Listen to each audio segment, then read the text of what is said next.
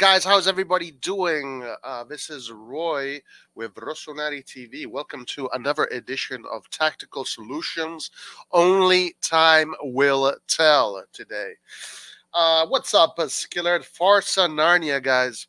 Always Forza Narnia, no matter what. Narnia is where everything happens, where all the magic happens. Well, guys, listen, today's show is really, it's not going to be that long today. It's not going to be that long. We're just going to go over some aspects of the Porto Milan game, and then we're going to just discuss what this might mean for the next few games. And we're going to always look at the tactical angle, because this is what this show is about. This show is about tactics, guys. This show is about tactics. And tactics are very important, guys. Tactics are very important. The whole dynamic. Football is like a mathematical equation. It's a formula, and some formulas are just better than others.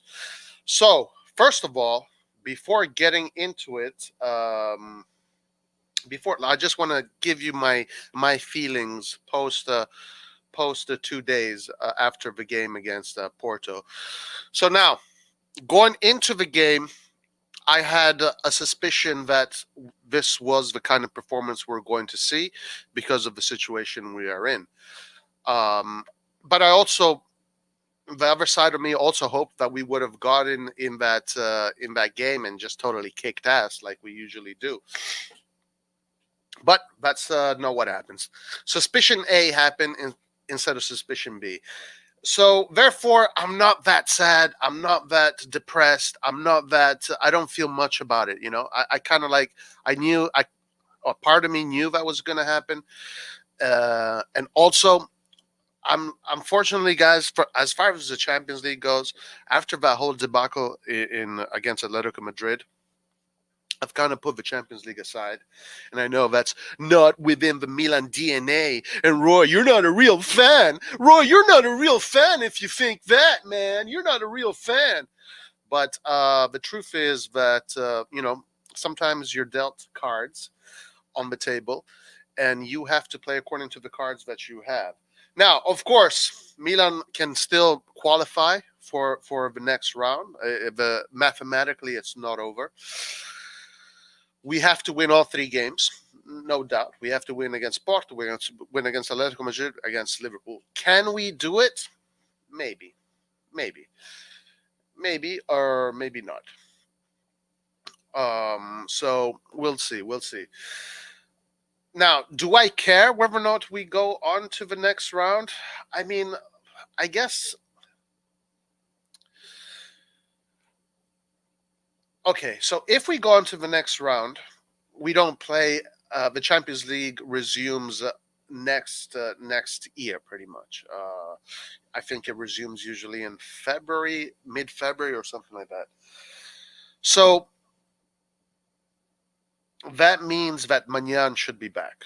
And that means at that time also we've had done the calcio mercato, the transfer market. And at that point, who knows? Maybe we can actually really go to the semifinal, like I predicted. But right now, the problem is now. The problem is now. The problem is not in the future. The problem is now. And the problem is that we have a depleted squad. We really do have a depleted squad, and it's going to hurt. And it hurts. Guys, by the way, please let me know if the audio is good. If you're hearing noise in the background, please let me know that in the chat. But if the audio is good, it's good. Please let me know. Thank you. Anyway, so the squad is depleted right now. And we are missing we're missing Magnan, who is an absolute key player. And we're going to look into that in a bit. But right now, it's so unpredictable. You don't know what team we're going to have. Every Sunday, going into every game, we're going always nervous because we think a player we might lose a player, or we might lose 2. It seems like every single week we lose a player. Someone comes in, but 2 go out. 2 goes in, 1 comes out. 3 come in, 4 go out. The keeper is big. The question here is: do we have the personnel to beat Porto at San Siro? Yes. If certain players are available, yes. Do we have the personnel to beat Atletico Madrid in Spain? Very difficult. Very difficult, and that's because for some reason AC Milan never wins in Spain. So let's just put that statistic in there. Let's just keep that statistic there, and let's not just negate that statistic. Yeah, Milan struggles in Spain for some reason. So if we win there, do we have the personnel to win there? Yes, if certain people are available, if you have enough key players. Do we have the personnel to beat Liverpool at the San Siro? Yes, if certain key players are available. Um, Obviously, there was a big word that I used every time I assess whether or not we can win these games. It's all about that if. And the thing is, right now that we can't predict is the injury list, guys. Again, it's. I mean, I don't know whether or not we should really make too much out of it, or it's just a coincidence, and then we're going to be fine. But it really does feel like this team has an issue when it comes to recurring injuries, and I mean, Teo Hernandez and Diaz is just bad luck, guys. That was just bad luck. That has got nothing to do with the medical staff. That is just bad luck. I'm assuming that Teo Hernandez got it in Spain.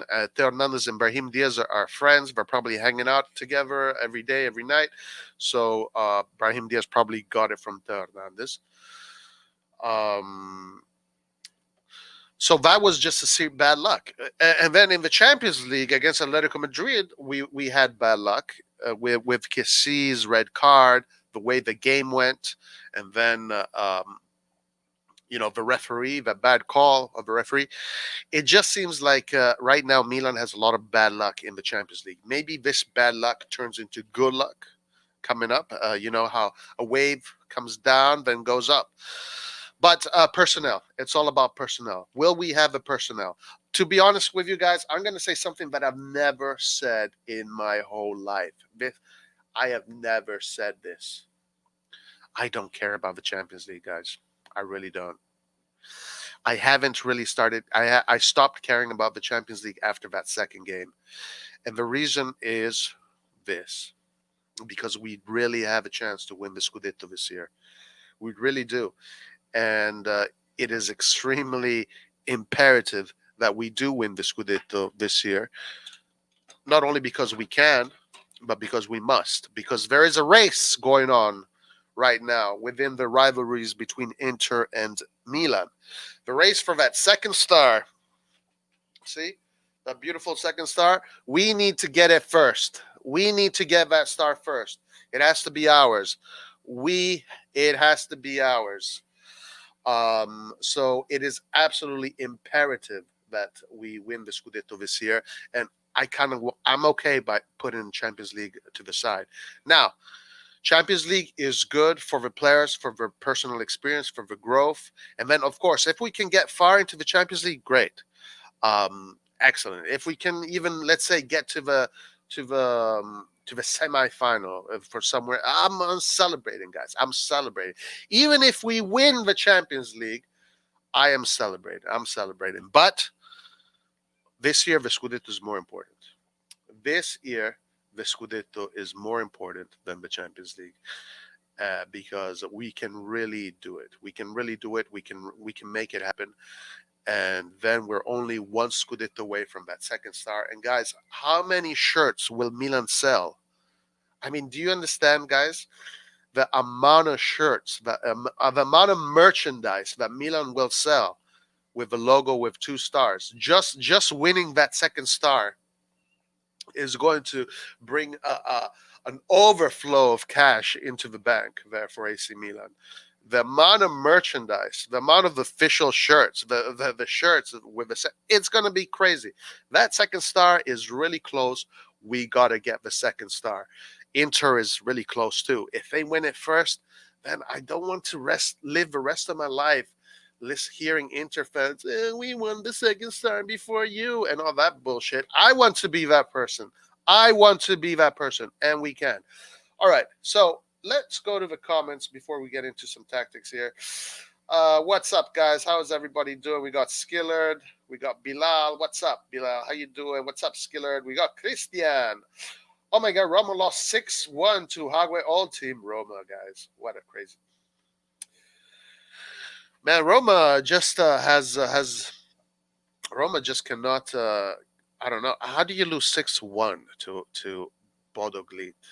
Like, like, guys. So if you go in the Champions League, you lose 7-0, you lose 7-1. Europa League 7 against Manchester United, against Bayern, against big teams, Barcelona, whatever. But against Bodo Glimt, like, what are you guys doing? Seriously, what is this team doing? It's really. I mean, you'd think that Mourinho would change anything, but I don't think this has got to do with Mourinho. I think this is bigger than the coach. This is just a culture. It's a culture of the city. It's a culture of the team. It's just very provincial. It's not European.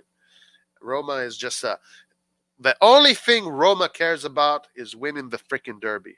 That's all they care about. The people in Rome, all they care about is winning the derby. And also the Laziali. Armpit says, now focus on the Scudetto. Yes, sir, I do agree. Let's focus on the Scudetto. Even though Europa League won't be bad, I mean, if we're in it, we got to play it. So might as just well take advantage of all the games that we play. But all I'm saying is my expectations are lower. Okay, I'm not going to go into the Champions League all yeah, gung ho. We're going to win. We're going to win. We're going to win. But and I'm not defeated either. I'm not defeated either. Like, I'm just seriously saying, personally, this is me. You guys can do what you want. You guys can think of it how you want. I don't care. I want to win the Scudetto. Okay, I don't see the game, saw results, but still, damn, who's that? Damn, who's that bad? Really, really, really. Audio's good. Saif, what's up, my man? Maestro Saif. Theon Diaz should be back by then, I hope. I don't know how they can be positive for so long. I think they should be back pretty soon.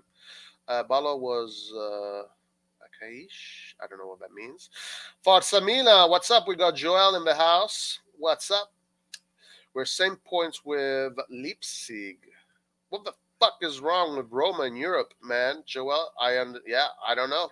It's been a long time.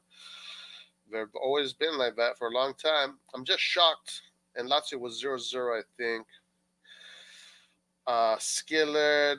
Red John. We got Red John in the house. Give me a comment for Roma. Guys, Roma, they're I'm telling you, like, when I say I respect every Italian team, but I have a big, not disrespect, but I'm very disappointed with Roma, is because they are an embarrassment to Italian football. I mean, you embarrassed Italian football today, guys. What do you want me to say?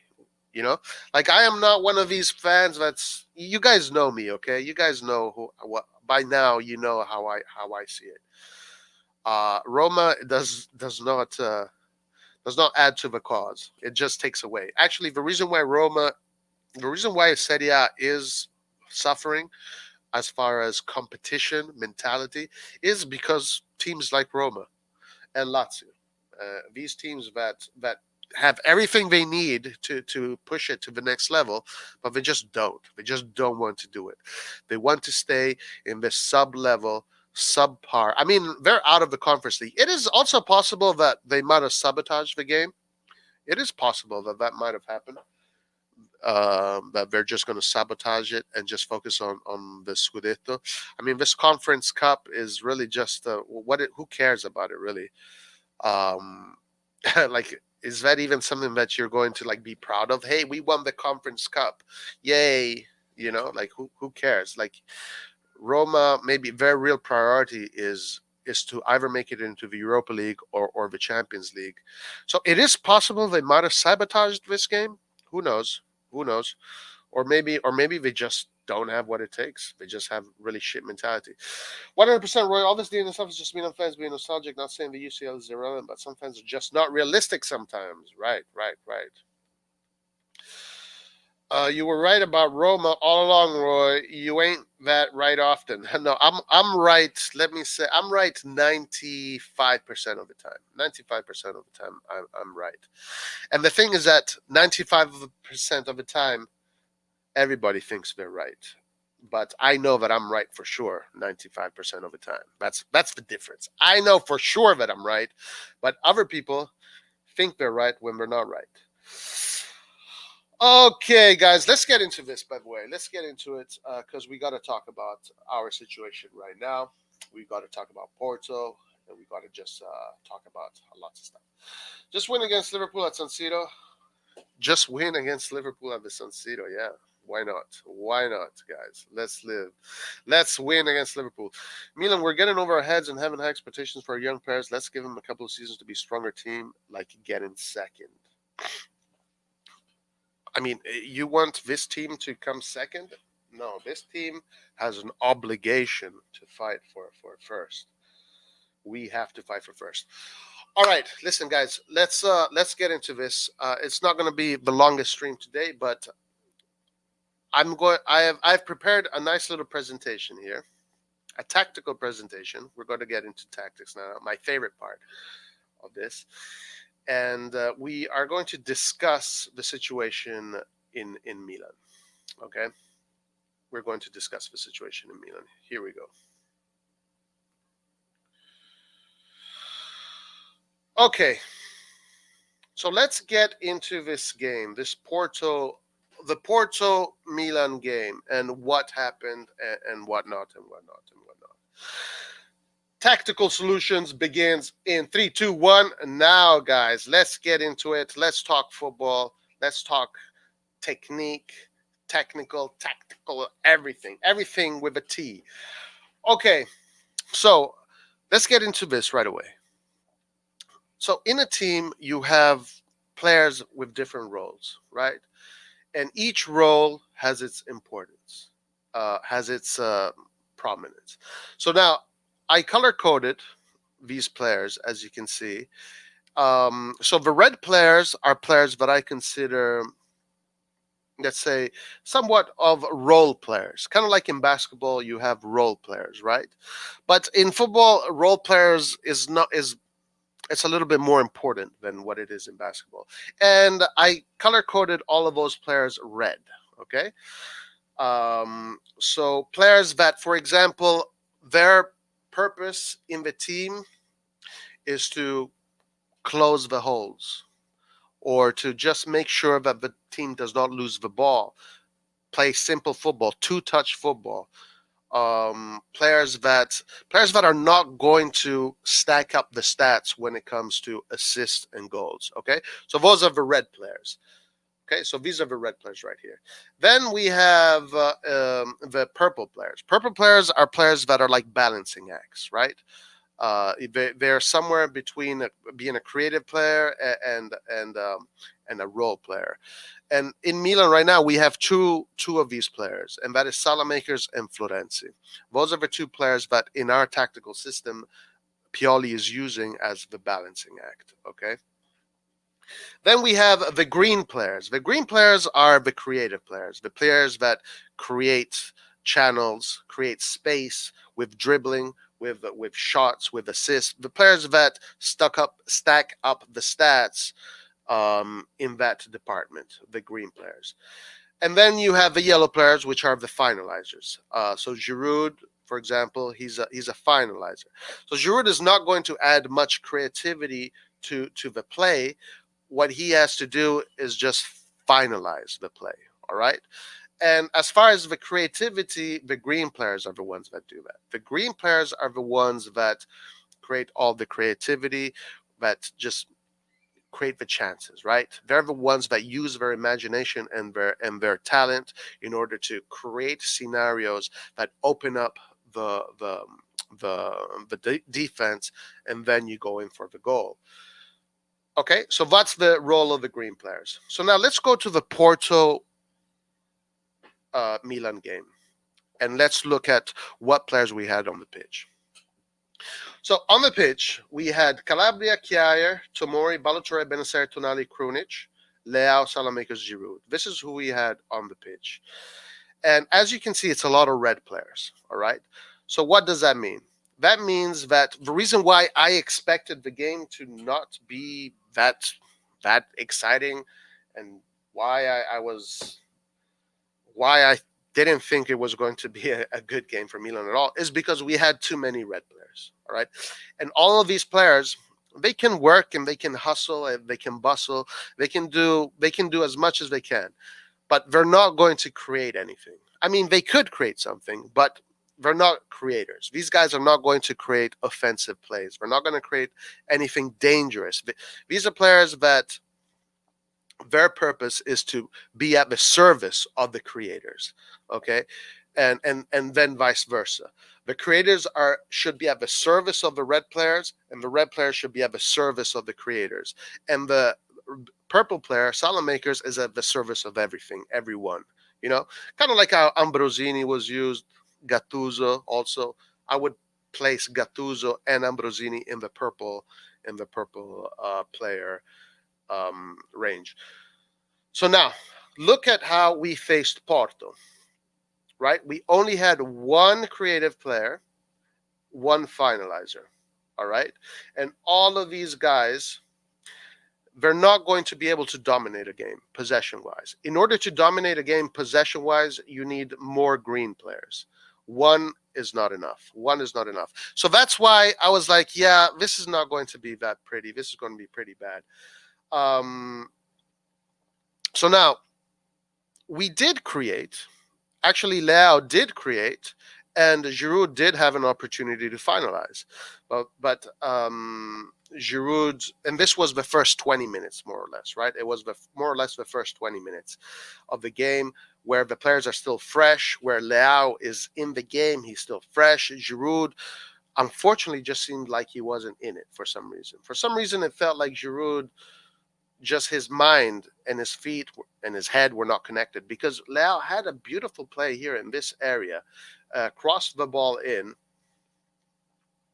and Giroud was in front of goal. Nobody marking him, but for some reason, when he headed the ball, his eyesight, his measurements weren't correct, and the ball went backwards. All right, so that was what your creator does, the green player.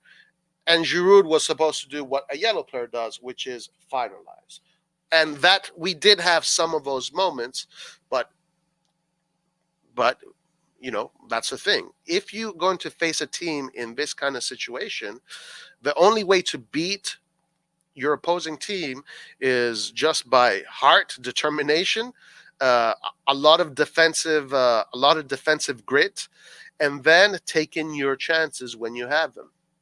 But we did not take our chances, therefore we lost the game. Now, with so many red players, you're never going to play for pretty football, guys. It's just not going to happen. No matter what, no matter who, you're not going to play pretty football. You're not going to dominate your opponents. And the team that we played against, their team was more balanced as far as this diagram goes. They had more green players, they had a yellow player, they had red players, and they had purple players. So they were just more balanced. We, as you can see, we are very unbalanced.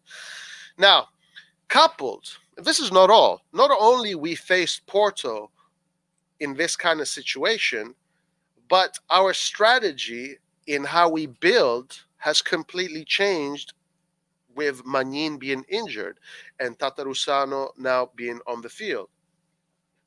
Now, I'm still figuring out, I guess they don't want to confuse him. They just want to simplify it. Also, Hernandez not being in there. Hernandez is a kind of player that starts from the back. So no matter what, you have to make those switches to cover for Hernandez. So maybe it's a combination of both Hernandez and Magnan. But Magnan is the biggest one, because Magnan, first of all, he exudes confidence. And in football, when you have a goalkeeper that gives you a lot of confidence, that is very comfortable, ball on the feet. His distribution is just as good as any midfielder, and plus his saves are world class. The team goes in the pitch with an elevated spirit, goes in the pitch with an elevated confidence. And we already saw that against Verona. They kind of looked deflated. The first thing I saw against Verona is like, this team kind of looks deflated. I think that, I don't want to talk on this so much, but the Magnan, I think the psychological impact that the absence of Magnan is big on the team. Now the team will adapt. The team now will play with Tatarusano. We're going to get used to him. We're going to get hopefully get some results, and then the confidence is going to come back up. And then we're going to find the measurements. We're going to find the rhythm. We're going to find the time. So there's going to be this time of adapting to the new goalkeeper and to a new system. For now, at least, as long as I will see what happens when Theo Hernandez comes in. So what I'm going to wait for is Theo Hernandez. When Theo Hernandez comes back in, are they going to revert back to their old system, or are they going to stay in this system, but Theo Hernandez with a little bit more interchange because Theo Hernandez does plays the way he does. So we're going to check that out. We're going to find that out. So now, going back to the Porto game, not only we faced Porto with all these red players, right, and only one green player, but we played a system that is very easy to read. So, and what was the system? It's a very basic system. This is literally the most basic way of building football. So what did they do? When the goalkeeper has the ball, and because in modern football, you only in football you only have two choices. Either you play from the goalkeeper in a goal kick situation. Either you play 50-50, which means you kick the ball in the air, and then one of your midfielders or your target man or whoever has to win that ball, and then that ball is going to bounce here and there, and then there's going to be moments of 50-50s. Either you play like that, or you play modern football, possession from the back. You build from the back, and then you use the time to build from the back to create forward. So this aspect is imperative in today's game. It's as far as possession goes, as far as all of that, it is absolutely imperative. So how does Milan do it right now? How have they been doing it right now? It's pretty simple. So you have a Tomori, Kjaer, they go wide of the box. Balotelli goes up here pretty much as a wing back, and Calabria goes up here as a wing back, and then these two players go kind of like that. You have one forward and one back, and one is coming here in the hole in the middle to receive a ball. And then if he receives a ball, then they play it. But this way of building is very easy to read. So not only Milan played against Porto with too many red players, but they played a tactical system that is very easy to read. If I was hired by a coaching staff to go and analyze the way Milan plays, and then I have to write a report to the coach, tell him this is how it wouldn't take me that long. Right now, reading Milan is very easy, okay? And I know some of you guys think whatever, but right now Milan is a very easy team to play against. The only thing that we have more than others, let's say a Bologna, would be talent. But as far as tactics, the way we are kind of forced to play right now, it's very basic, very easy to read. And I know people do not understand this at all, but it's fine. It's fine. It's fine. But right now, against Bologna, we're most likely going to see a similar game where we're going to have many moments where we're going to struggle building out, right? Getting out of this half, we're going to struggle because they know exactly how to pressure. Pretty much, if a team builds like this, let's say I was the opposition coach and I would want to coach a game against AC Milan. If I was the opposition coach, I don't even need my players to see them. I can literally tell them this player is going to be there, this player is going to be here, that player is going to be there. I want you, and then I tell him, hey, you're on Balotelli, you're on Calabria, you're on Benasser, you're on Tonali, you're on Chiari, you're on Tomori. And then the defenders, you guys follow the players, insert them back in. Because these players are not going to move. They're not going to move. So it's easy. In Italian, they say punti di riferimento. Pretty much like they're like posts on the field. So it's a very predictable way of building. And this is going to be a problem, guys. Now, the reason why this stream was called Time Will Tell is because I want to see if they keep on playing this way. Because if they keep on playing this way, it's going to be very difficult to win the next games. Um, the only interchange that I saw against Porto was this one here. That you had Benacer interchanging with Calabria. That was the only interchange that was happening. And Salamakers, his role was quite different. But the only interchange against Porto was between Calabria and Benacer. And it wasn't very effective. It didn't really do much. It didn't really contribute to the unpredictability on the next level of the possession. It just kind of stayed there in the back, but nothing special. So again, guys, coupled with the fact that, remember, the red players are players that do not create. The red players are there to steal the ball, are there to be at the service of the creators, are there to make sure that you keep the ball. They're there to make sure that the action keeps on going, that the sequence of passes keeps on going, but they're not there to create. These are not players that are there to create assists, goals, or opportunities. That's not their role. We only had one. So coupled with a very easy tactical very easy tactical approach to read, and the fact that we didn't have players that many creative players, this game was going to be a nightmare game straight away. And that's why, honestly, I kind of don't really care that much that we lost against Porto. It was what it was what it is. And also, I do want to say something about Porto. Porto play a very basic, simple style of football.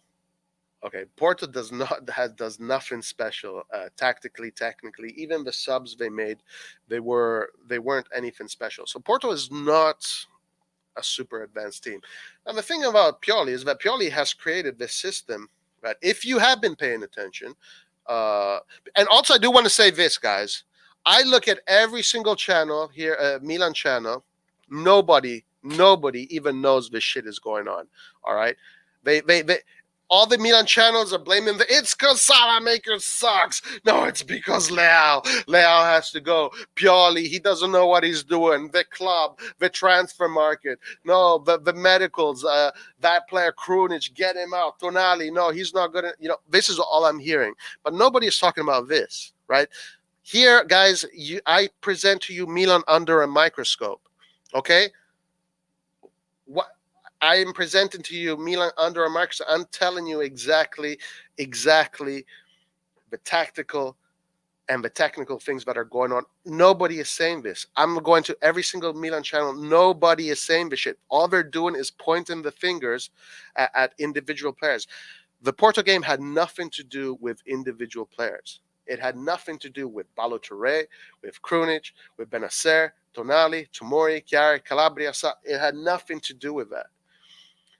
Remember, football is a formula. It's a mathematical equation. It's not just, hey, I put players on the pitch, go out there and play. Play like warriors. No, it's a mathematical equation. You don't pay coaching staffs millions and millions just to tell the players to go out there and play. Every team has a very specific strategies, ways of playing, ways of building, how you attack on the left, how you attack on the right, how you attack in the middle. Everything is pre-planned. Everything is worked on every single day. Guys, we did this with the U6. At U6 level. Listen to me. For people here that have never worked as coaches here, at the U6 level, you are doing tactics at U6 level, okay? With kids that are 5 years old and 6 years old and 4 years old. You're doing tactics there. You don't think that when you're adults, at this level here, at professional, where these guys are getting million, tactics don't matter, and balance doesn't matter. At U6, guys, at U6, You don't just put the ball on the field and the players go. At U6, you're conducting. You're telling the players. You're telling this. At U8, it gets even more complex. U10, even more. U12, even more. U14, U16 is under 16 is pretty much adults. You can organize a team like adults. Then you have college, semi-pro, pro, and super pro. Super pro being first division. So the more higher you get, the more the tactics, the more the strategies matter. And people just do not talk about this. Nobody talks about it. Everybody is pointing the fingers at this guy, that guy, this guy. Nobody understands the mechanics of 11 players playing together in order to achieve an objective. All right, anyway, let's keep on going. So now, this is Milan right now, okay? I guess this was Milan against Porto. Now, if I were to, let's say, criticize Pioli, I don't really have much to criticize to him about because honestly, he didn't have many choices. I mean, look at all those green players. Only two of those players were available, and one was Ibrahimovic, and the other one was Maldini. Ibrahimovic is at 30%. Like Ibrahimovic right now, when he's playing, you can tell by his body language that right now he's more worried about not getting injured. So he's playing with the foot on the brake. Maldini, honestly, I would have played Maldini if it was, let's say, if what I would have done, but I would have played Maldini, but not because I think Maldini would have changed the game. I don't think Maldini would have changed the game. I think the result would have been exactly the same. I would have just played Maldini just to get him to more experience, just so he can live a Champions League game. He can understand the pace from the first minute. I would have played Maldini, but we probably would have lost the midfield sooner if we played Maldini.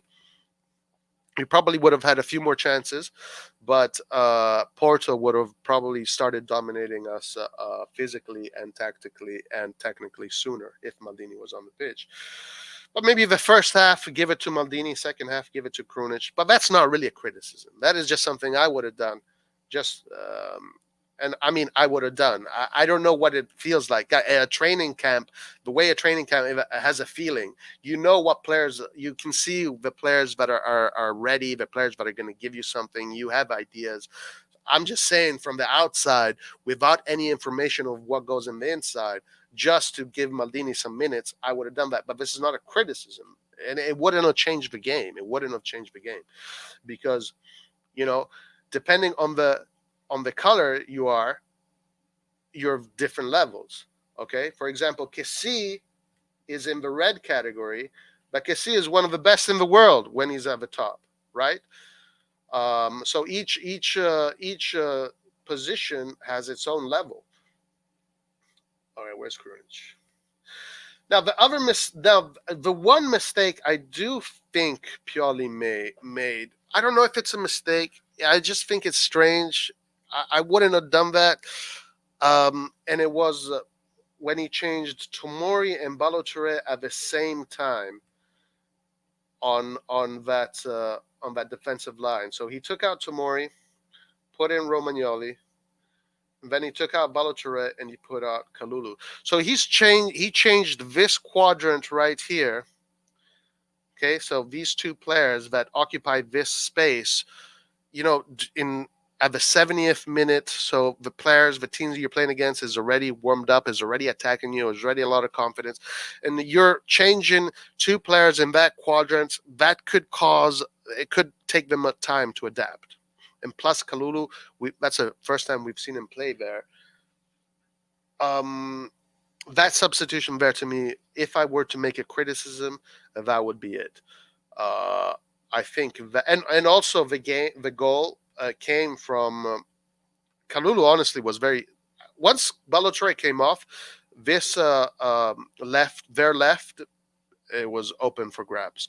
Kalulu got beat quite a few times, and as a matter of fact, the cross Then they say there was a foul for Benacer, but the cross, the action, the sequence, we were attacking from this side. Porto was attacking from this side quite a lot at that point. So I thought, why would you change that side right now?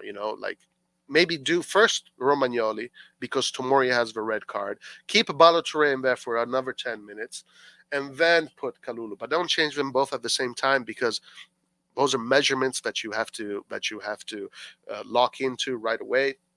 Not easy. So that's the only criticism I give Pioli for this game. The fact that he reverted to a very basic style of football is not his fault. It's because Tatarusano just does not have the distribution ability that Magnan has, and that's the reason why. Magnan, you can put the ball in his feet, and he can play with it. He can keep it there. He can look at the movements, and then he can give the right pass. Tatarusano is not right now. He's definitely not there, and in order to get right there, he probably needs time. So it is a good decision to revert to a more basic style of football. Okay. So that goes the Porto game. But now, guys, I want to show you the difference. Okay, let's say our team was at its full fitness. Look at the difference. Look at the color scheme. So for the people that have joined me that haven't seen this from the beginning, I'm going to just do a recap on the purpose of the players. Okay. All right. So in a football team, you have what here I color coded as red players. Players that are their purpose in the team is to not lose the ball, play 1-2 touch football, make sure that when a sequence of passes is happening, they don't do mistakes. These are players that are not going to stack up the stats when it comes to assists and goals. I mean, maybe you might have 4, 5, but these are players that are just not going to do that. It's not in their natural DNA to be that kind of player. These are players that are very kind of, let's call them role players. Then you have the green players. The green players are your creative players. These are the players that, with their talent and with their creativity, have the ability to open up big spaces, open up channels, through balls, crosses, shots, goals, etc. Okay, and then you have the purple players, which are the balance makers. These players, they add balance to the team. They're there to help the offense. They're there to help the defense. By the way, guys, speaking of which, Salamaker's heat map during Porto was incredible as far as his position.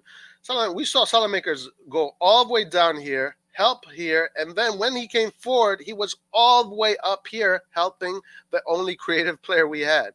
I mean, this is what people do not appreciate about Salamakers. This motherfucker, guys, is helping Calabria on one side of the field, and then he goes and helps Leao on the complete opposite side of the field, other corner. I mean, guys, the work rate is absolutely phenomenal. Absolutely. And these purple players, guys, are very important to any system or any system. So his work rate was absolutely phenomenal. He was playing all over the field, He would help here in the middle. He would help here. He was here, all over the field. So Salamakers, awesome job, my man. I really want to give him props. I think he gets called out way too much for no reason at all. Props for Salamakers. All right, but now let's look at what our team would actually look like if everybody is fit. Okay, now look at the difference. Look at this difference. All right.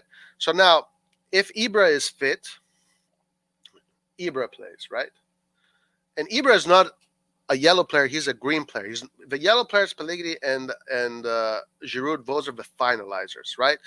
Their job is to finalize the play. As far as possession goes, they play 1-touch football, 2-touch football, but they don't create. They just play simple football to keep the sequence of passes going. They don't add creativity to it. But their job is to finalize. But Ibra, instead, is a creator, but also finalizes. But Ibra is a creator. So Ibra is a creator, right? So Krunic would go out. Diaz comes in. So now we have 1, 2, 3 creators already. So already you can start to see the difference.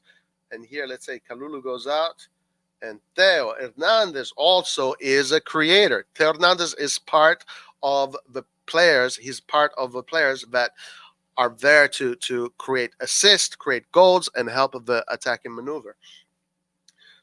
And here it's Benacer, Tonali, or Kessi. It doesn't really matter. So this is what our team actually looks like. Okay, our team actually has many more green players.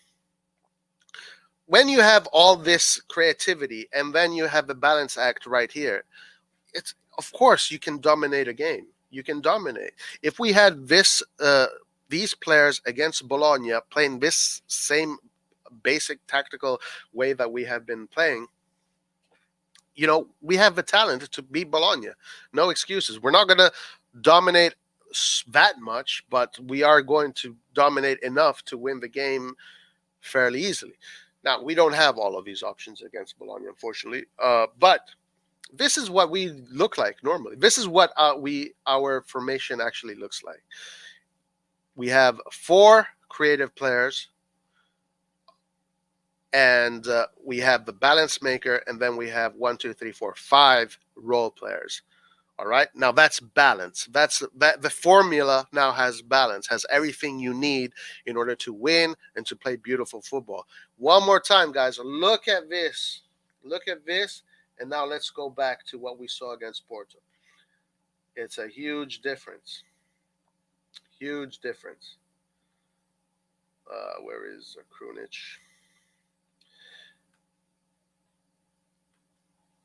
Okay, so look at the difference. Look at the difference in what you're going to get as far as quality and what you're going to get as far as output, creative output. There was no way in hell we could have gone in Portugal and dominated Porto with a team like this. All right, and even if we had one more creator, which would have been Rebic, let's say, even like that, it's kind of tough. It's kind of difficult. It's difficult. So this is why, honestly, guys, we have to really understand where we're at right now, so we don't get lost by anything else. All right, okay. So now, let's just look at something. All right, guys, I want you to let's go back a few games and let's look at Calabria's goal against Atalanta. All right, so we had Romagnoli out, Tomori was in, Theo Hernandez was in right there. Then we had Benacer, Kessi, I believe. No, it was Kessi Tonali, sorry. Kessi Tonali. And we had the Diaz here. And we had Rebic. Okay. So against Atalanta, this is what we look like. All right. So already you can see the big difference against Porto. And you can see where so much more creativity, so much more forward thinking, so much more assist goal. You have many more assist and goals with this.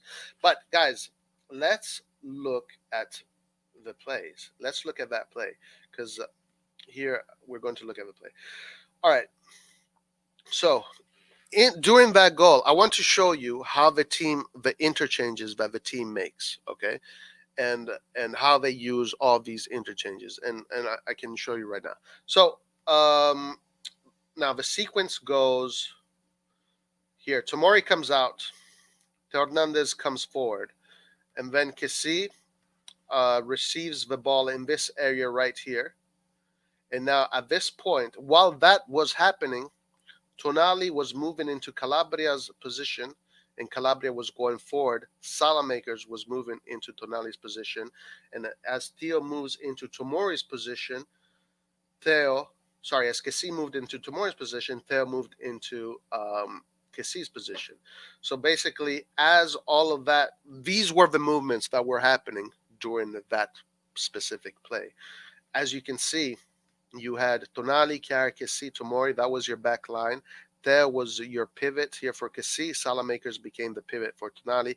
Calabria took Salamakers' position, and these three players were added on to the offensive options. Okay, so in this spot here, you have Cassis. He finds a really beautiful vertical pass to Salamakers.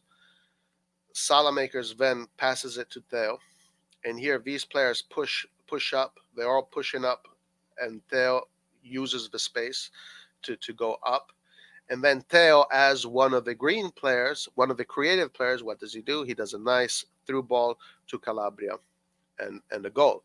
So this is what we're doing with Magnan. All those interchanges, all those different swaps, and none of it is random. None of it is random. They know exactly what they're doing. Everything is pre-planned, pre-practiced. You don't. These things don't just happen out of nowhere. They spent a lot of time working on this. They've been spending months on working on this because we saw it. We saw it in the summer already that they were playing not as complex as this, but we saw the beginnings of this, right? But guys, look at how brilliant this is, by the way. Because let's say Calabria doesn't score and Milan loses possession. So look at who Milan has up top at this point. They have all their creative players are in the opposition's half. But look at the cover. Look at who's covering them in case they lose the ball. You have all your best tacklers, your more fit. All your four most physical players are protecting the play. So, do you guys understand how brilliant this is? This is next level football, guys. This is next level football. So now, let's say if Milan now loses the ball, they can do a high press right away, and players like Diaz, Theo, Rebic, Leo can win the high press because they don't have to cover much distance, because the ball is contained in this area, and it is shielded by this wall of all your defensive midfielders and your center backs. So Tonali comes back in, Kessie goes back in, Tomori right there, and so Salamakers also gets in there. So that's why this system also helps the high press. Because not only in the interchanges they deploy the more creative players up top, but in the back then we are shielded by the more defensive players. Guys, Pioli is playing this is next level tactics, guys. I have never seen this, guys. I have never seen this before. And this is the future of football. This is the future of football. And a lot of you guys probably don't believe me. But you'll start seeing this shit from many other teams soon. Many other teams are going to start playing this way. I watched Liverpool. I watched Liverpool play. They did not do this. They did not do this. The best team in Europe right now does not do this. Juventus does not do this. Inter has a kind of somewhat, but I have not seen any other team that does it at this level of complexity. And that is just one way of building. There are so many other different ways of building. So unfortunately, we don't have this right now. So unfortunately, this kind of style, these kind of tactics have been put in the safe for now, and we have just opened the other safe and taken out the other tactics, a simpler blueprint, pretty much, and that's what we're going with right now. So do not expect Milan in these next games to dominate and just rip teams apart. It could happen. I was watching Pellegatti today. Pellegatti thinks it's going to happen, but Pellegatti doesn't really know this kind of stuff. In order to know this stuff, you need to have, first of all, you need to have studied. You need to have a license. You need to have hours and hours and hours and hours of experience. Coaching U6, I've coached U6, U8, U10, U12, high school, college, and semi-pro, and then I stopped there. But unless you have that kind of spirit, you're not going to see this.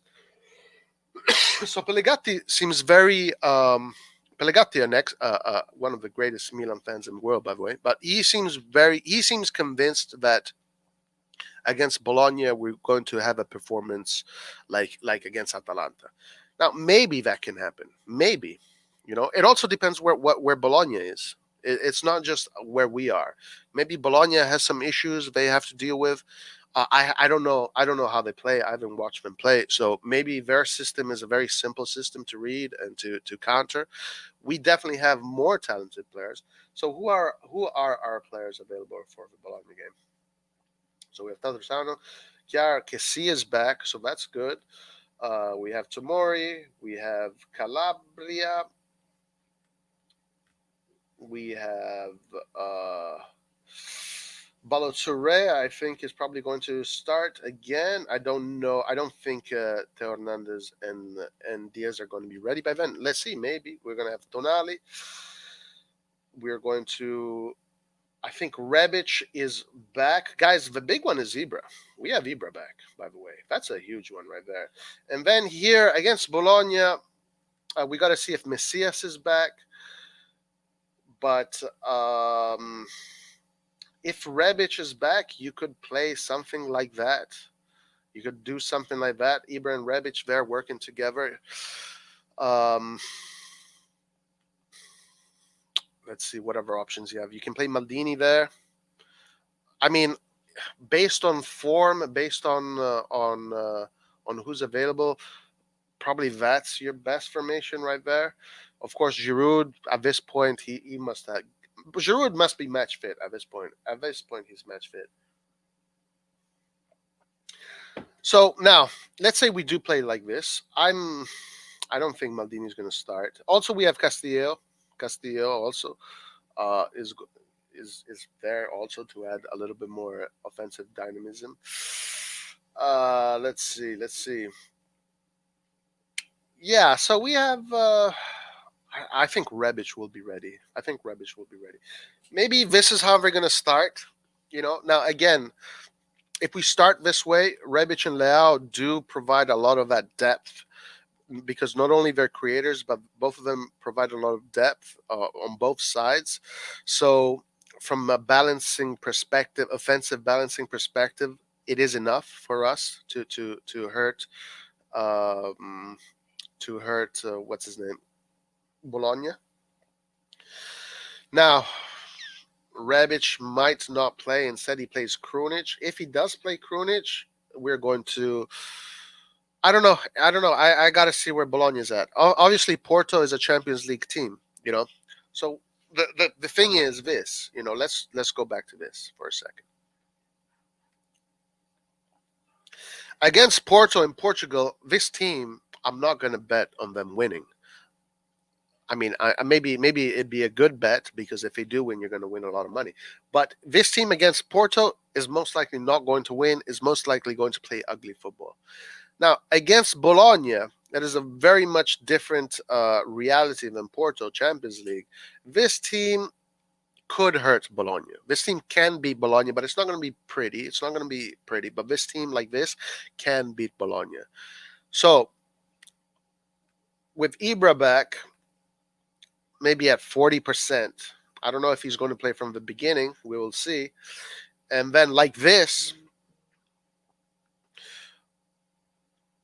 well, honestly, if Ibra is only 40% or somewhere there, I wouldn't even start him. I would just go this way. I would just go that way, and then have Ibra gain his match fitness 30 last minutes of the game. But let's say he does start there, Ibra Leao, and here let's say he decides to play Rebic, right?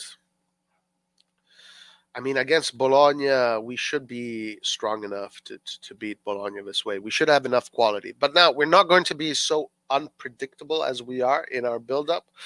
But we are going to be. It's going to be a pretty basic. It's again, guys. This is going to be a pretty basic football. Nothing special.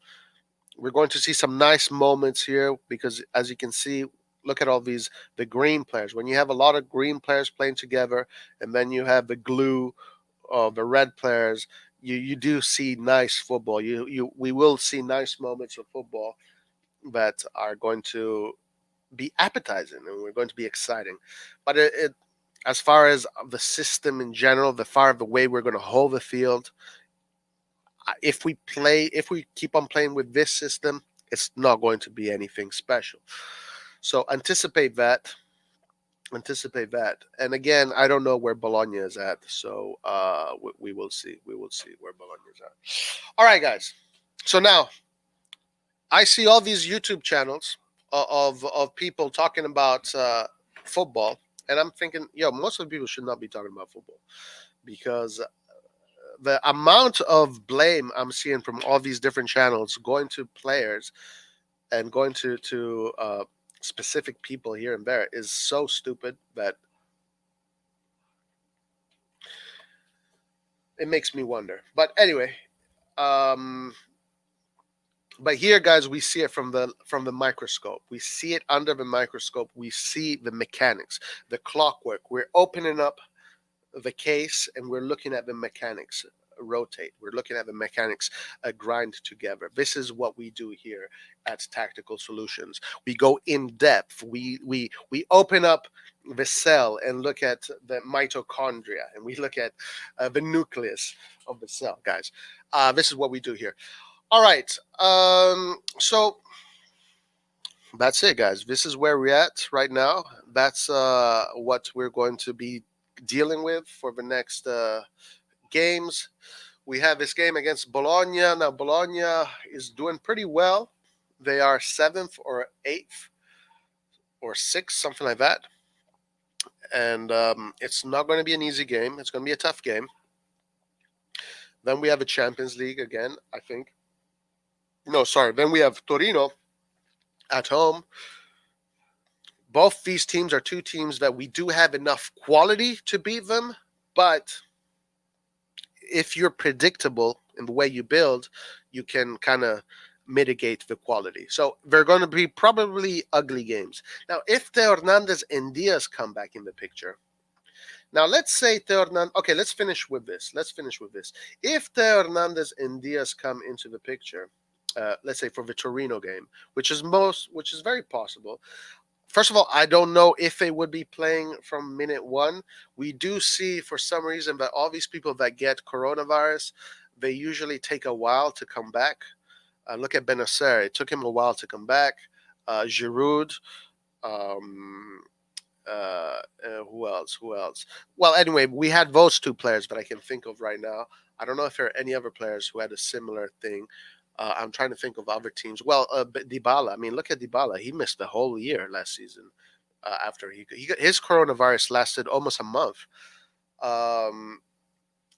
So Theo Hernandez and Diaz, let's see if they are ready to come right away after their coronavirus thing here.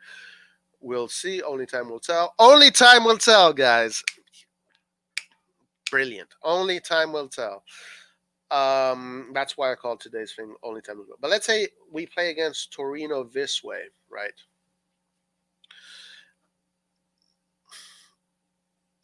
Man, that's a lot of quality. Guys, look at that. That's a whole different story. Let's say if we play against Torino this way and we play the same way, we don't do all these interchanges that we usually do with Tatarusano. Milan is still going to need to do interchanges because Hernandez is going to come up, and as you lose this position here, you need players to cover it. So it's either going to be Kessie or Tomori to cover that line.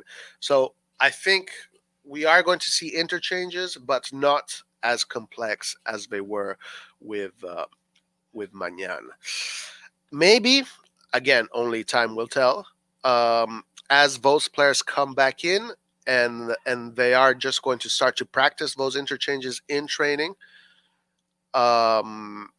Maybe Tatarusano is going to get the hang of it, and then they can go back to that complex system. So this is my thing: if we can go back to that complex system of that complex tactical approach that we had adopted a few months ago, that we just were doing just before the Verona game. If we go back to that, even with Tatarusano on the pitch, then I am very confident that we're going to kick some major ass. If we don't go back to that and we keep it more or less the way it is right now, I think it's going to be we're going to go through a lot of turbulence. Let's say right now we're on an aeroplane, the AC Milan aeroplane, and there's a lot of turbulence right now. There's a lot of turbulence, so we have to survive the turbulence. If Milan keeps on playing this way. So again, guys, as this stream is called, Only time will tell.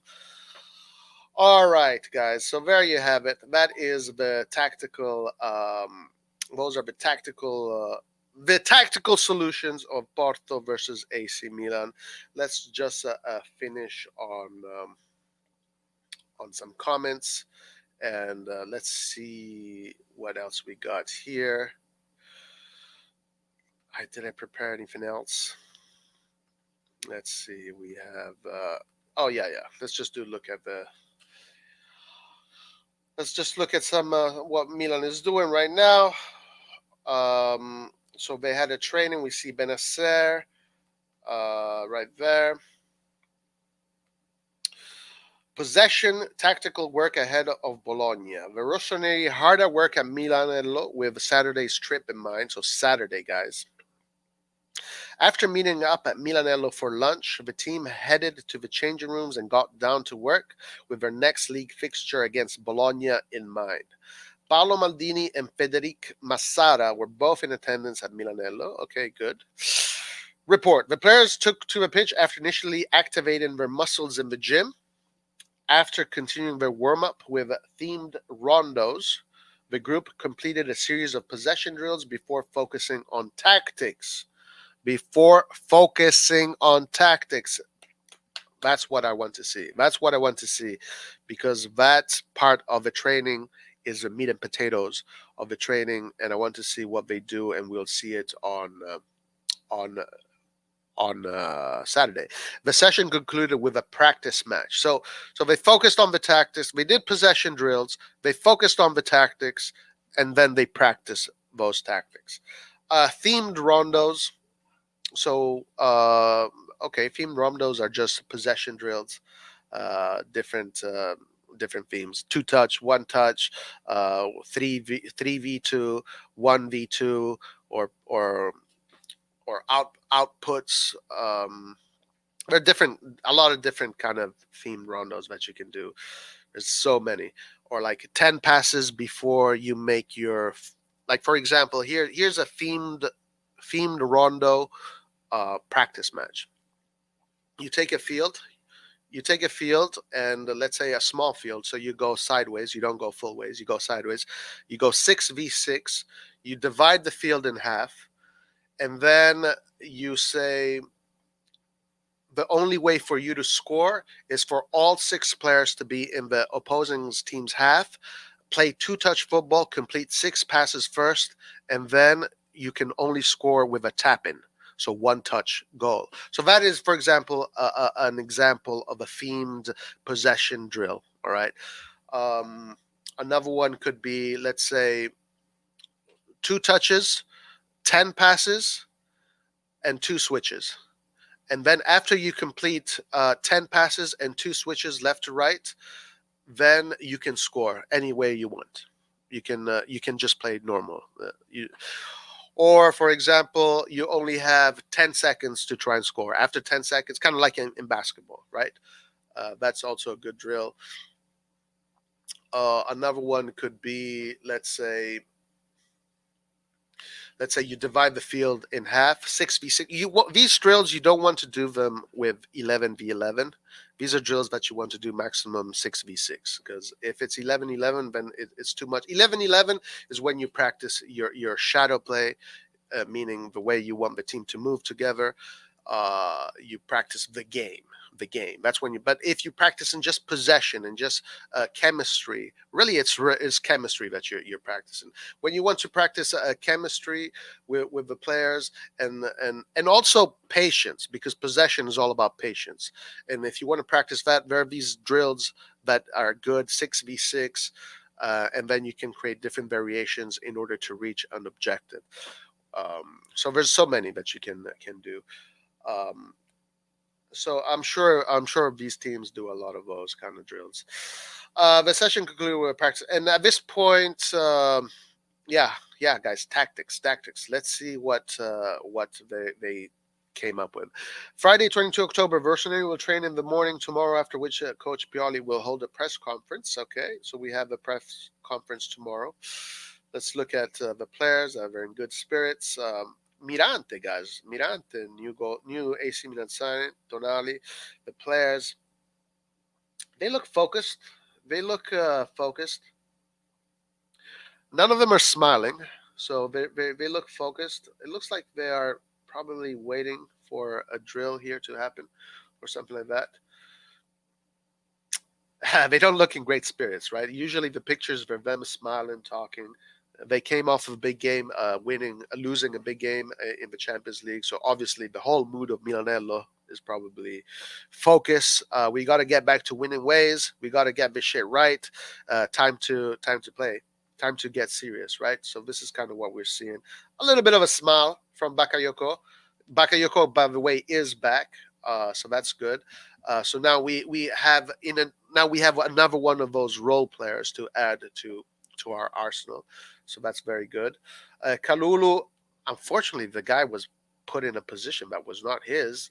Um, but Kalulu, other than that game, excellent. Leao, by the way, there is talk of renewing Leao's contract. There is talk of renewing Leao's contract. That is very good. There's talk of Theo Hernandez and Benacer.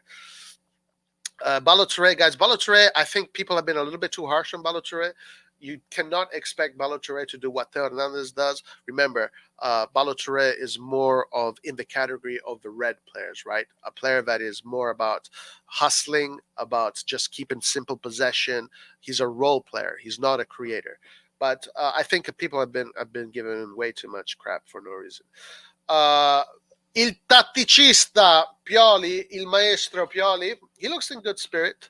He looks like he's in good spirit. Pioli, I gotta give him a. I so far this season, there's only two mistakes these are my opinions. Obviously, these are my opinions. Only two mistakes that I saw Pioli make against Atletico Madrid. That disgusting 6-2-1. That was absolutely disgusting. Of course, we did a whole stream on that. And then this substitution of Kalulu and Balotelli. Those are the only two mistakes I've seen Pioli make so far, and that's not bad because usually you make many more mistakes than just two. But I have seen. But I have seen. But I have seen. All right. Okay. Here the team. This is a warm up. This looks like we're doing a warm up. There you go. Some smiles. The players are smiling. This looks like the rondos when they're doing the rondos. Yeah, when they do the rondos, they're usually good spirits. That's when the players joke together. Castillo, guys, we do have a Castillo. Castillo is a weapon that we have. He showed us against Verona that Castillo is a player that can make us win games. He made us win one of the most important games of the season. So Castillo is good to have there. Paolo Maldini. I'm not sure who these two guys are. Youngster right there. I don't know who they are. Bakayoko. I don't recognize this guy right here. I don't know who that is. Just guys from the Primavera. Of course, Primavera players in there because they have to fill in the gaps of all those other players that can't be there. Uh, Ibrahimovic. Now, if Ibrahimovic can come back at 50, 60, 70%, that's big, man. And if he can come back at 100% and give us a good spell, right now, if we lose Magnan, but we gain Ibrahimovic, that's big. That's big because Ibrahimovic is the kind of player that changes the whole scenario. The amount of quality that he produces and the amount of creative output, goals, assists is off the chain. And with Ibrahimovic on the field, the team is more organized. It plays more fluid. It plays more precise. So hopefully we did lose Magnin, but now we gain Ibrahimovic. He looks like he's training hard here. He looks like he's running, focused. These are the rondos, the themed rondos. This is just a simple themed rondo. All right. Okay. Not bad, not bad, not bad, not bad. Not bad at all. Quite interesting. Quite, quite interesting. All right, let's get to some comments here. Let's see what some of you guys are saying. And then, guys, tomorrow, by the way, we do have the Milan Forum here. Hey, look at the academy. Where is this? Milan Academy is set to project dedicated to the involvement of U18 target audience. Nice. I wish there was a Milan Academy in Los Angeles. That would be really nice. For some reason, they don't have one. Il Capitano. Look at him. Look at him. And also, good news. I want to say some of the good news that we have right now is that this week we heard voices of contract negotiation with Hernandez, Benacer, Leao. So it looks like they are learning from their mistakes. It looks like they are learning from their mistakes, which is good. I hope. I hope it is good, right? All right. Let's uh let's look at some of your guys' comments. Let's let's have a short conversation and then let's close it there. Let us close it over there. I hope everybody today is having a great day wherever you are in the world. As long as you're a Milanese, I'm sure you're having a great day. I'm sure you're having a great day. Let's see if you guys have what your concerns are, what your opinions are, what your what you think can happen soon. Are we going to win the Scudetto? Really? That's Are we going to win the Scudetto? Are we going to win the Scudetto? Okay, let's see. Kangoo. Look at whose Kangoo is here. Mohammed is okay. Kangoo, congratulations on the win against Atalanta. When I saw Atalanta winning 2-0, I was like, there's no way we're going to be able to keep that lead. There's absolutely no way. In England, against Manchester United, in that stadium, with all those players, there's absolutely no way they can keep a 2-0 lead. So I wasn't surprised that Manchester United won 3-2. But congratulations on the win. What's up, Nathan? We got Nathan in the house. Saif, what's up? Roy, would you consider starting Casillo? Starting? No, I would start Salamakers, not Casillo. Remember, Salamakers is your balance, and we need that player. Look at where Casillo was running. Casillo in one sequence was helping Calabria. The other sequence, he's going literally to the diagonal other side of the pitch, helping Leao. His work is absolutely imperative. Imperative. So, but I would not. I would put Casillo towards the end if we need to score or something like that. Roy, what Roma embarrassing Italy again? Yep, nothing new. Nothing new. It keeps on repeating itself every year. Every year, that's 6-1, 7-2, 8-0, 9-0 every single year. Roy, what are your favorite Italian AC Milan fan channels on YouTube? I don't have many. Um, I don't have Pelegatti is my favorite. Mario Suma and Pelegatti are my two favorites because they are, first of all, they're older and they're wiser, so they don't talk a lot of bullshit. Um, Everybody else just says a lot of bullshit. Like, I mean, even Pelegatti and Suma, like they don't really get into the mechanics of football. They talk more about their sensations, their emotions, right? Like, it's all the other channels talk more about emotions, sensations. Then I hear other channels where they try to talk about the players, but it's just blaming, just pointing their finger. This guy sucks. That guy sucks. These guys suck. These guys is not good enough. And it's like, oh my god. It's like, just shut up, just shut up. So a lot of that, I see a lot of that in the channels, and nobody talks about tactics. Nobody talks about mechanics. Nobody really talks about real football. They talk about their emotions, really. So I don't find them that interesting, to be honest. They have great personalities, and that's why they get a lot of views and all that. They have great personalities. They're fun personalities, good people. Uh, there's some guys from the Curva Sud that have channels in Italian. They say so much stupid shit. They say so much stupid shit. It's not even funny.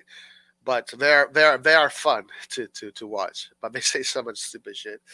And then there's a lot of there's other guys. There's another guy that kind of does what we do, like a Milan forum, but in Italians.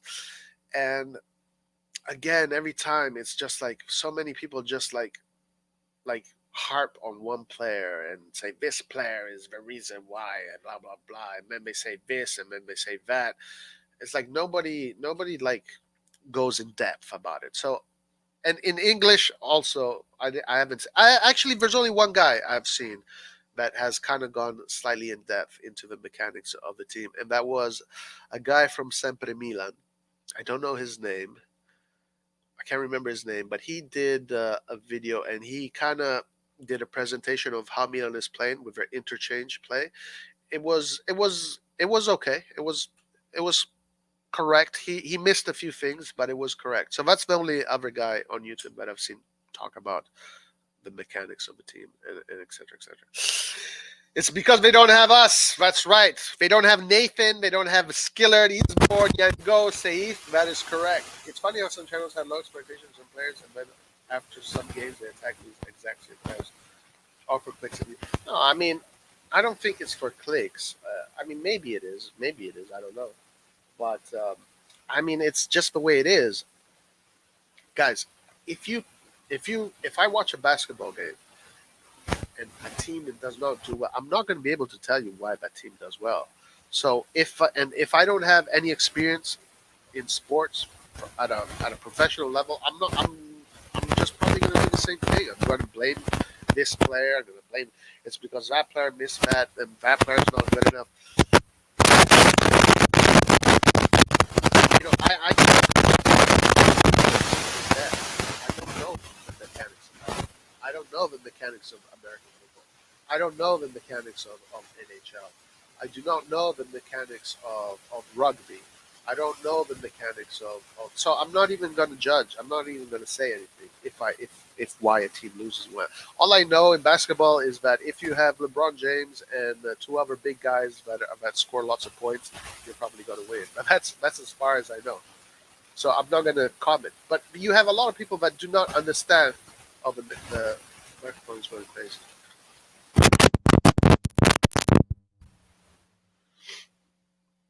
How is it now? How is it now? But anyway, let me know if the microphone is good. So if you do not understand the mechanics of a team, you're probably going to larp on things, on your emotions and on things that are simple to understand, right? Yeah. Better. Good. Good. All right. Anyway, good question, Safe. Good question. I like that. Very good. Let's see what else I've missed here. The vaccine stops the most severe symptoms from coming up. It doesn't stop you getting it. It's really for the most vulnerable, like the elderly. Okay, so the vaccines, right? Oh, because Hernandez and Brahim Diaz are both vaccinated, correct. Are we not going to talk about Atalanta and how Serie A is a total joke right now? Well, first of all, Serie A is always a joke in Europe. Always, for some reason.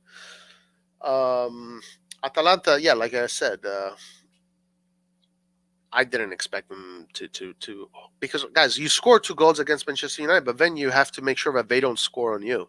Okay, when usually that's not easy. It's not easy, guys. Against Man U, it's not easy. In England, where Italian teams don't have much success in England, studies have showed likelihood of an unvaxxed person being infected is mostly exactly the same. Aren't players? Yeah. I just finished taking. Roy just finished his take on our tactical shape versus Porto. Wasn't pleasant listening. If things go well, BS Bologna 60 million. I want to say Calabria and Tony Salad rested against Porto. I reckon Romagnoli start versus Bologna, given he was played lesser minutes in midweek. Roy, where could Pobega fit in our team? He's going to be a puzzle that we need to plug into our team. I mean, Pobega can easily be a player like Tonali, like Bakayoko, Krunic, that kind of player, right? Or like Kessie, but Kessie is just a level above everybody. But that kind of player, Pobega, all he has to do is close the channels, make sure that he doesn't lose a ball. Uh, when the team needs to defend, he has to be part of the shape, and he has to be he's one of the red players. If you guys saw my presentation earlier, he's Pobega's part of one of the red players.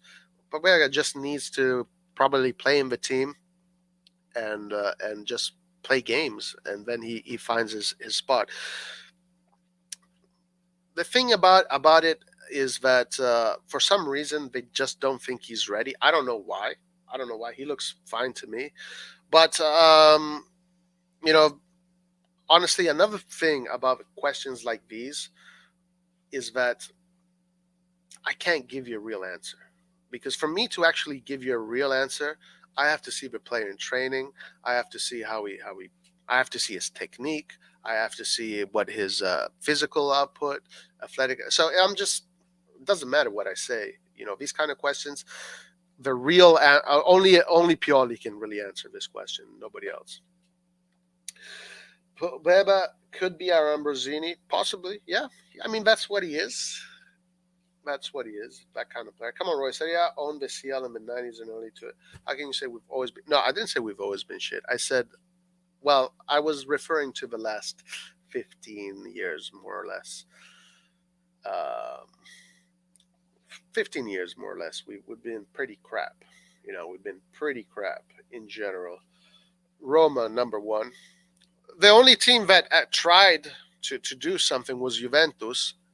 That's why I don't feel like hating on them, because at least they were trying. Uh, Milan was out of the picture. Inter was out of the picture. Atalanta has been trying to do something, but Atalanta does not have the resources to get the quality players that make the difference. Lazio is just another embarrassing team. And that's it. That's it. There's nobody else. Napoli has tried to has given the Serie A some a decent showing, but Napoli also a team that just does not have the resources to get players of the level of these other clubs. And also Napoli, just traditionally, the team does not have a great European mentality. I don't understand how teams in Italy have many exciting talents. Have many exciting talents that teams in England and Spain wish for, yet still flop in Europe, while teams with less history, worse players do better. It's a mentality thing, man. It's a mentality thing. It's for some reason in Italy,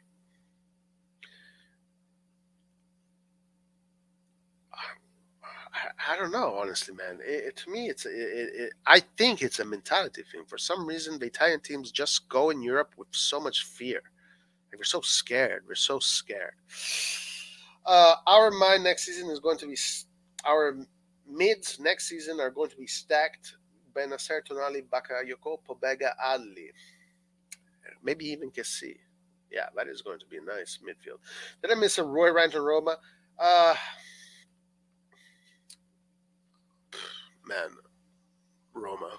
Losing Ronaldo and Lukaku and Donnarumma has lowered Serie A stature. Yeah, yeah, yeah, 100%. Literally, we lost the top scorer, the best player, MVP, and the best goalkeeper. So, all the best left.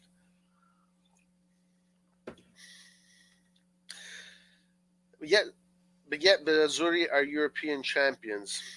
It's time for coaching in Italy to be more attacking.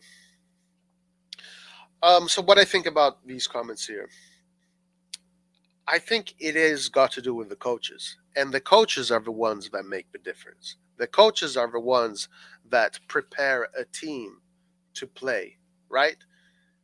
The coaches are the ones that transmit the emotions. The coaches are the ones.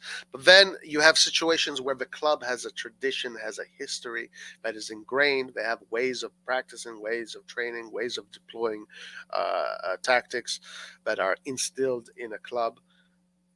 But you see, what Mancini did with the Italian national team is he took Milan's approach.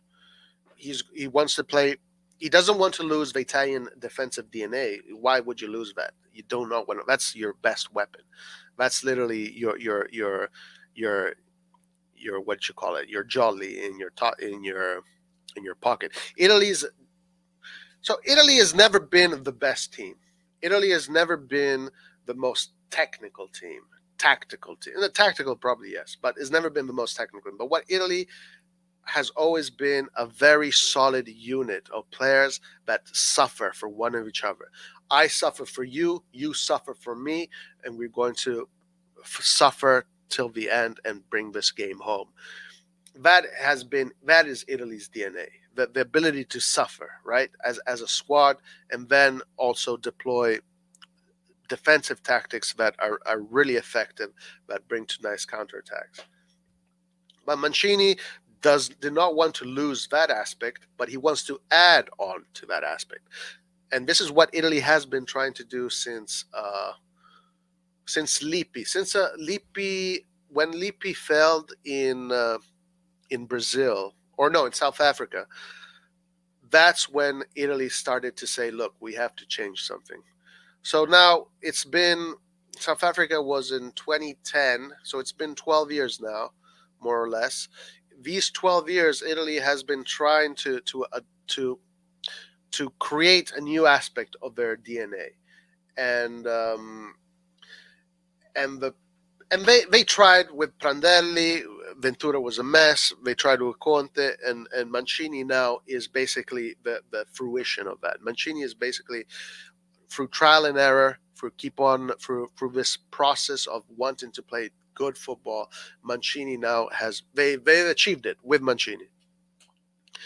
Mancini, what he brought to the Italian national team is the game of football, playing football, not losing the ball, moving the ball around, having three midfielders that are good with a ball. So basically, if all three of the midfielders, all four, five, six, they're all midfielders that are more about quality rather than quantity, right? The balance maker in Italy is Barella. The purple player in Italy is Barella. But Jorginho, Verratti, qualities. Insigne, quality. Berardi, quality. Immobile, your finalizer. Spinazzola, quality. Then Bonucci, Chiellini, then your regular, and then Di Lorenzo, the regular role players. Now, how do you bring that to the Serie A? The only way to bring that to the Serie A is the coaches need to be like that. But the coaches in Italy, they're not like that. Because in Italy, the result is so important that they have there's still too much of it. I mean, look at Allegri, guys. Look at Allegri. Look at how Allegri right now in his hands, he has the best team in Italy. Juventus, even though Juventus is not right now first in the Serie A or whatever, but Juventus is the richest team in Italy, and it is, as far as staff, as far as coaches, as far as players, Juventus is still the best team. But with the best team you have in Italy, look at how he's playing football. He's winning every game 1-0. The team never, every time you watch their game, they don't hold the ball. It's always the other team that holds the ball. So this is the thing. The best coach, the best Italian coach with the best Italian team is playing the most defensive football out of every other team. So now let's hope that Milan can get back to those levels, right? And it's not that Juventus is even that high of a level. I mean, let's remember when Berlusconi had Milan. Like, Milan was up there on top, and then it was Juventus, Inter, and Milan kind of just jostling for the top spot, top dog in the league. But now Milan is down here, and Juventus is kind of up here, but not as high as they used to be. But they're still above everybody as far as roster, as far as academy. The Juventus academy guys, from the children to the teenagers, they're always winning. So Milan needs to get to that level. And when we get to that level, we have to play offensive football, and that has to be the mark of the Serie A. The mark of the Serie A has to be offensive football. We have to play. We have to hold the ball. Football is a game that is played. you play the game. You need to hold the ball. You need to create. You need to entertain the crowd. This is how you do it. And if you do this every Sunday, every Wednesday, then in Europe, it's normal. You go in there and you play normally. And you can play normally that way. Right now, unfortunately, the mentality of the Serie A just does not work. It just does not work. It needs to be better. Let's see what else are we saying here. We have 20 minutes left. Do you think the Serie A is slower than the Premier League in gameplay? Well, I think English football is very direct. So direct football is faster because it's direct. While in Italy and in Spain, they like to slow down. They like to manage. Kind of they like to dominate a team by dictating the tempo. And when I say dictating the tempo, it's not about who is more powerful, who is faster. It's who can slow down the game the most. The more you can slow down the game, that means the more quality you have. Um, so it's really just an approach. It's an approach thing. The Premier League is very conducive to entertainment.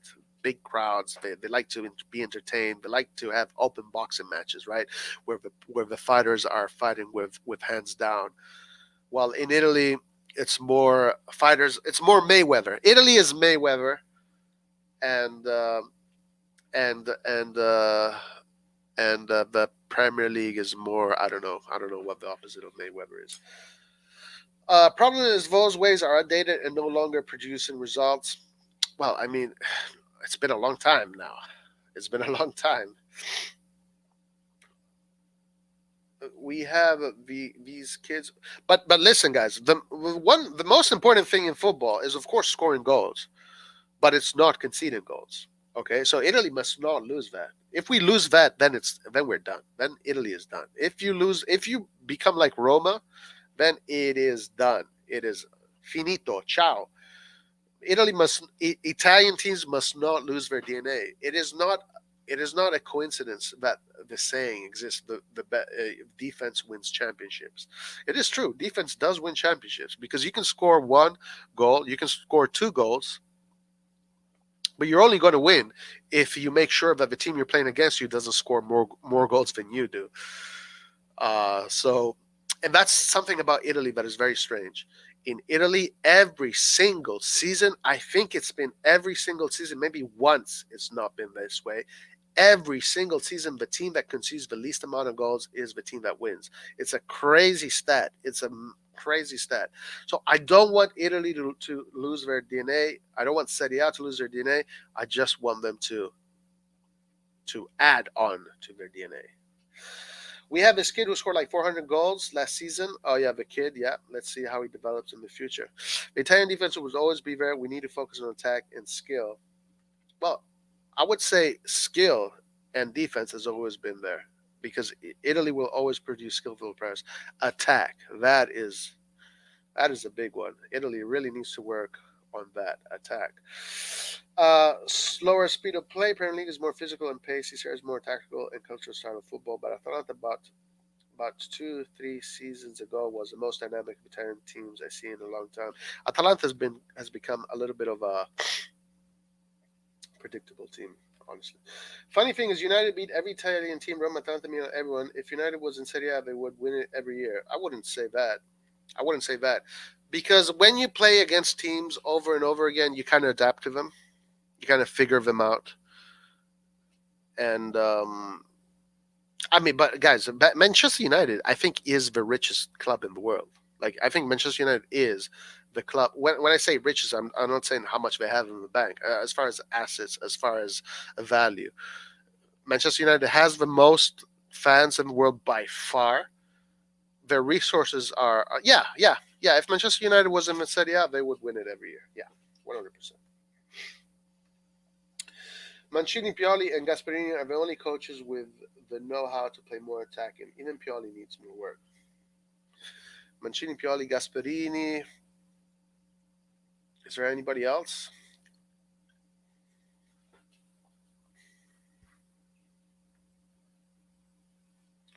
I can't think of anybody else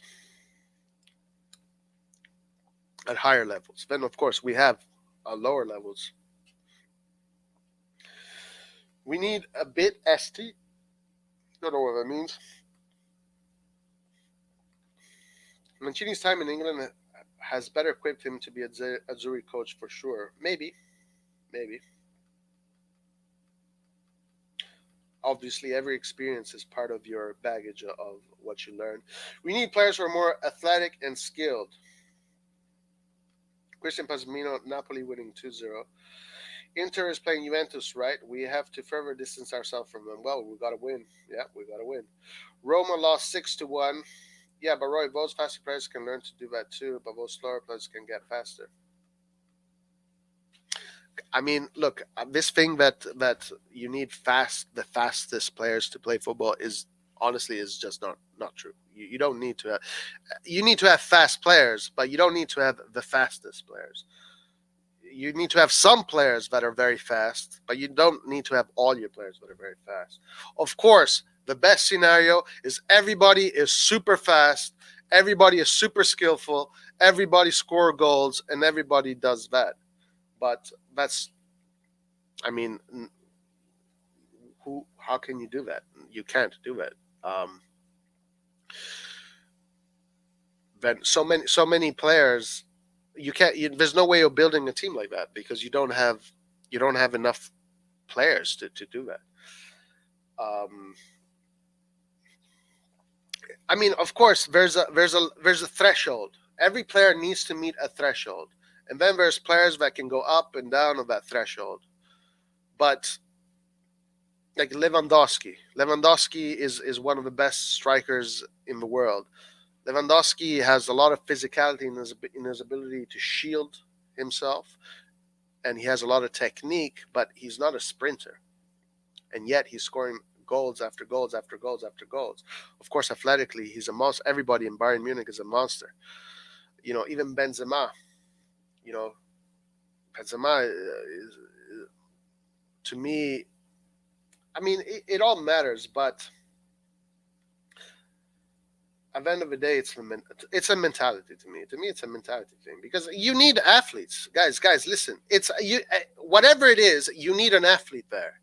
But if you tell this mentality, yo, be more conservative, or you tell this athlete, be more courageous, go out there, be courageous, put your, fight with a knife in between your teeth.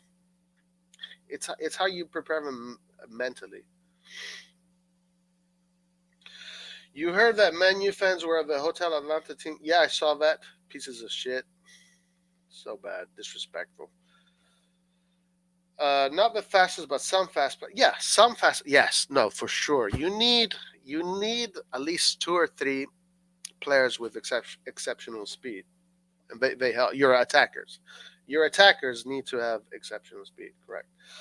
You guys made my night on Tuesday with the stream and Nathan talking about him owning the streets. I had surgery a day in that stream. Oh, really? You had surgery, man. What happened, Christian? What happened? Are you good?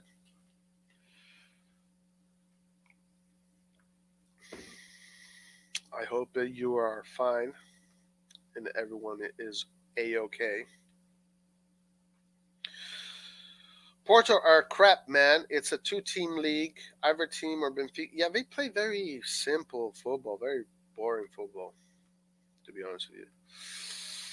I don't get why our double pivot don't create more chances. Well, because they're not those kind of players. I mean, there's some players that it's just not in them. Like, for example, there are some players that are exceptional at holding the ball, exceptional at never losing the ball, exceptional at just passing precise passes, but they do not create. They do not have the assist in them. That. They don't have that switch in their brain where they can carve spaces and they can carve channels.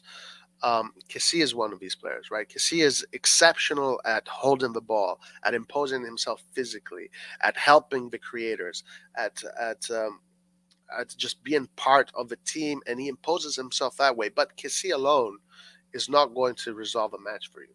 He needs creators around him in order for him to be to score a goal. He can only score if he inserts himself and one of the creators gives him an assist, or he can provide an assist here and there.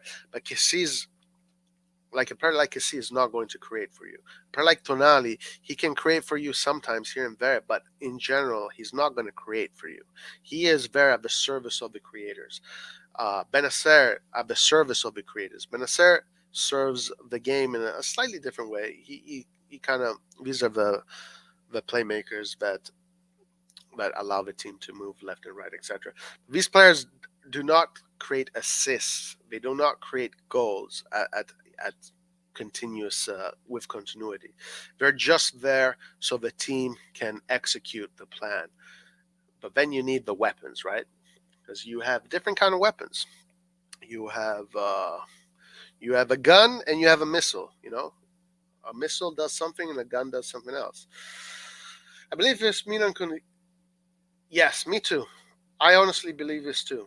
I believe this Milan could have easily gone to semis 100%. 100%. With all this COVID happening, just wonder what's the vaccination rate. I don't know. I don't know. You're repeating my words, mate. Did I say we weren't awful? I don't know. You know what you're talking. I don't know who you were talking to. Napoli only scored when Osman and Politano came on. I mean, that's nice, huh?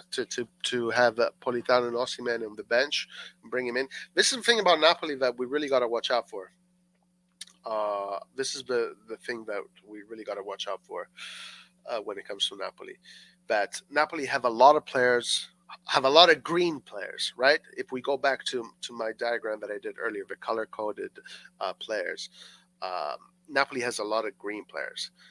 And when you have so many green players at a high level, you always have solutions for goals. Always have solutions for goals.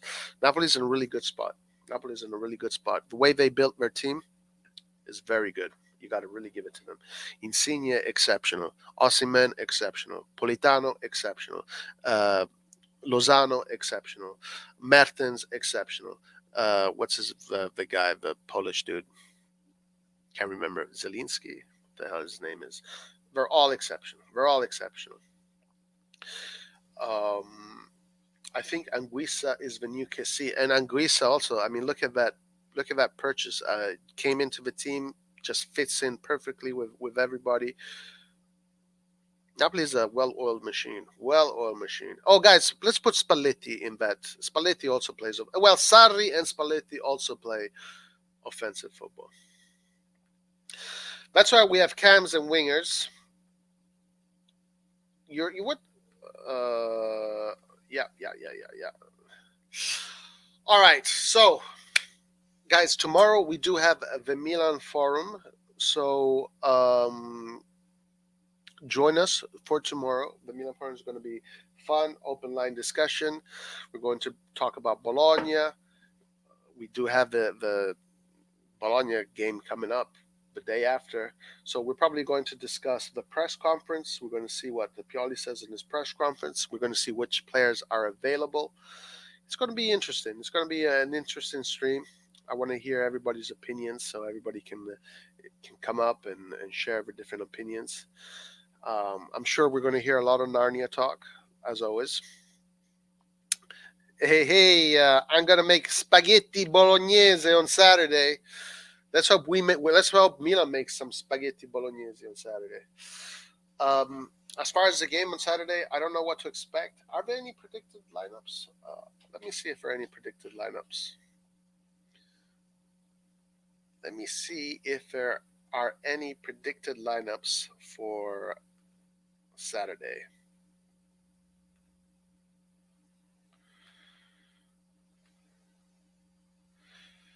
Let's see.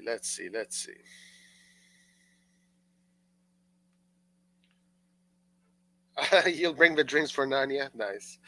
Napoli always switches off when Insigne switches off last season, but this season is different. This season they have a lot of solutions.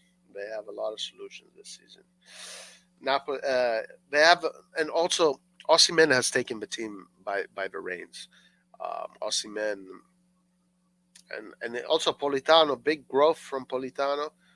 Lozano already we saw growth from him last year. Mertens is probably on his way down. Insigne is still there. He hasn't stopped. He's been missing penalties though. Napoli is just going upwards, upward trend. All right, let's see if we have some. Let's see if we have any predicted lineups for tomorrow, for Saturday, if any have come out so far. Let me check. Let's check. Ah, we do have one. There you go. We do have it. Let's see. Let's see what verse report says.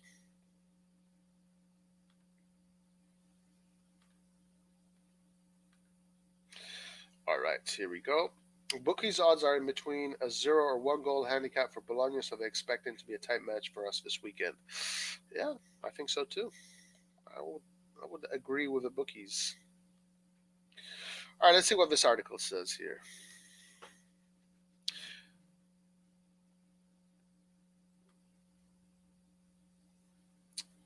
Sports Mole, Bologna versus AC Milan preview. No. Don't give me this stupid crap here. Man, so many damn pop-ups. Why is it showing me showing me stop? Okay, following further European disappointment midweek, AC Milan traveled to Bologna on Saturday. Well, let's make this bigger here.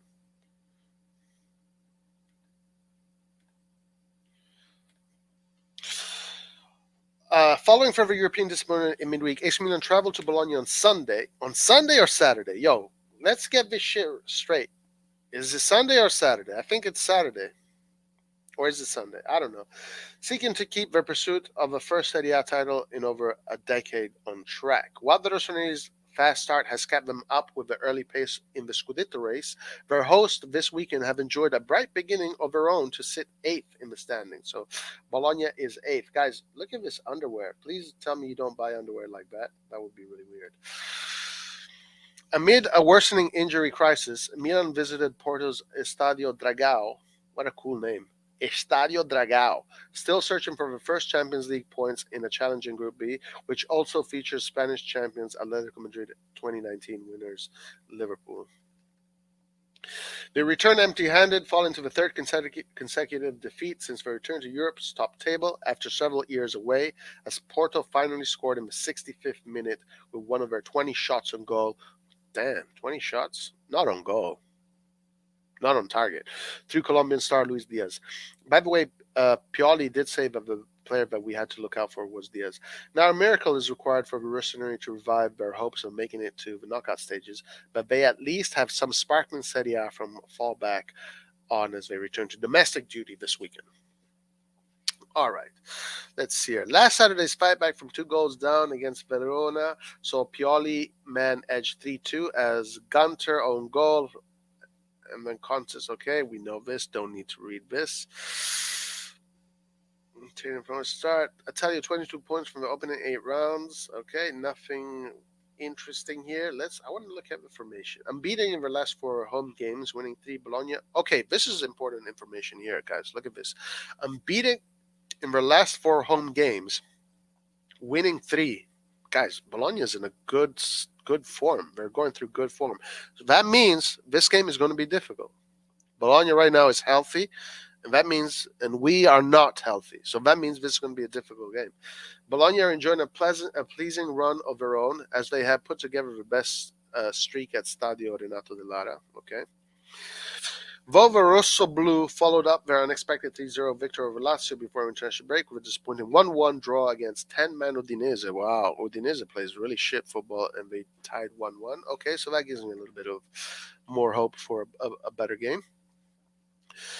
Having previously conceded 12 times in 3 games, Coach Mijalovic will have been pleased to see his side limit their losses to a single goal over the past 180 minutes. Not bad.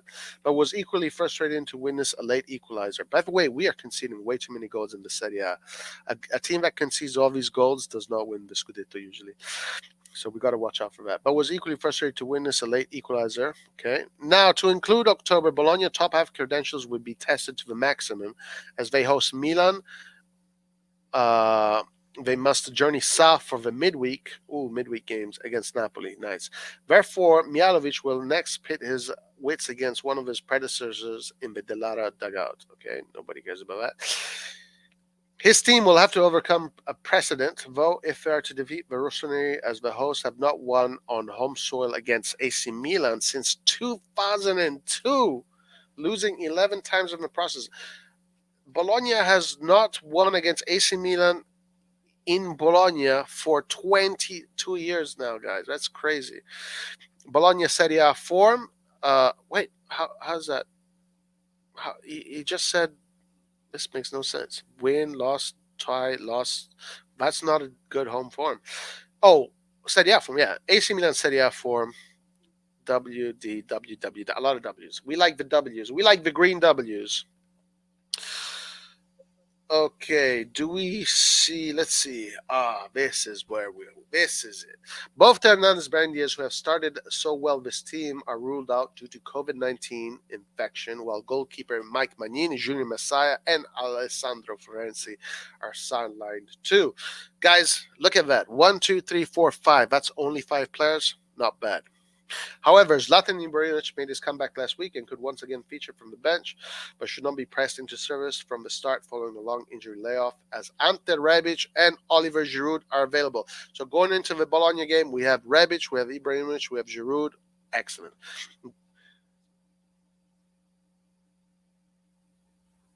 Okay, sorry. Fode Balotore continues to cover for Hernandez, a left back, and Rade Krunić's favorite to replace Diaz as part of the trio. The support. Okay, so we're going to play with Krunić again, maybe. We're gonna not have much creativity again. I would go with Rebic instead. I would go for creativity. Bologna, meanwhile, will rely on Musa Barrow. Okay, we don't care what Milan. Well, let's read it. In alliance with former striker Marko Arnautovic, who we know is a very good striker. Versatile forward, has been involved in 5 goals in the last 3 league games, 3 goals to assist, and should feature with Roberto Soriano in support of elusive Austrian college colleague up front. Midfielder Schouten, who was actually linked to Milan this summer, returns from injury. Okay, the Serbian coach has Bonifazi and Mikel ruled out of contention. The arrival of former Benevento man Nicolas Viola as cover for Mikel. Okay, so they don't have many injuries. Actually, they look to be pretty healthy. And here we have it. Bologna possible starting lineup: Skorupski, Samauro, Medel, Teate, Silvestri, Dominguez, Bamberg, Ike, Soriano, Barrow, Arnautovic. I have no idea who these players are, man. Like, I know who Medel is. I know who Silvestri is. I know who Soriano is. I know who Barrow is. I know who Arnautovic is. Well, I know who Skorupski is. I know most of them. All right, AC Milan possible starting lineup: Tatarusano, Calabria, Tomori, Romagnoli, Balotore, Benacer, Cassis, Salamakis, Krunić, Leao, Giroud. Now, going back, guys, this is pretty much it's the exact same formation we saw against Porto, which again, it is enough to beat Bologna, but there's no creativity in this formation. So if this is the formation that we're going to see, do not go into this game expecting to see calcio champagne. It's not going to be champagne football. It's going to be another one of those games where we're going to hustle and bustle. We're going to concede chances, and we have to take the chances that we are given. It's going to be that kind of game if this is how we play again. All right, there you go. Bada bing, bada boom. Bada bing, bada boom. Skillert says it's Saturday, so it is Saturday. Kakarunic, I think we need to rest Tomori. Yeah, I mean, Romagnoli could easily play here for sure. No doubt. All right, guys. Well, that's it. The 2 hours are up. Everybody, thank you for joining me today. I hope some of you guys, saw what we spoke about.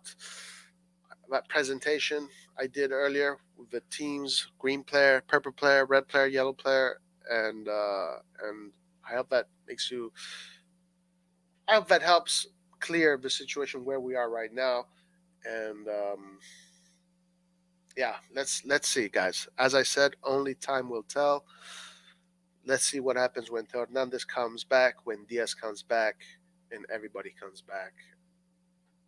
But especially, we're going to see if Milan is going to keep on playing this style of football or revert to their interchange play. Having said that, guys, thank you very much for joining me today. As always, much appreciated. Love, respect, and everything else. Forza Milan, come sempre. Arrivederci. Ciao a tutti. Ciao, ciao, ciao.